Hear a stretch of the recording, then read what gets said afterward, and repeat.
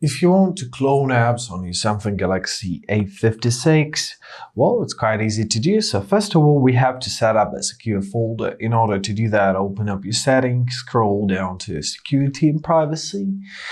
Now locate your more security settings and choose your secure folder.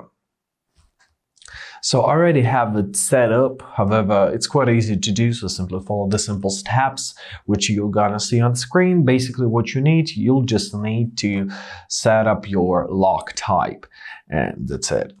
Alright, so as the next step, let's open up our secure folder. It will appear on the home screen somewhere, or in the app screen. Yeah, it's in the app screen.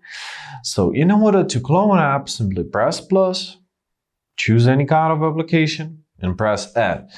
Now you're gonna have a cloned application. So this is not an original application. You're not hiding an original application. You're creating a secure clone which exists only in your secure folder, and basically that's it. After that, simply press on the three dots, press lock and exit, and I hope this video was helpful. Thank you so much for watching. Have a great day, and please consider subscribing to our channel.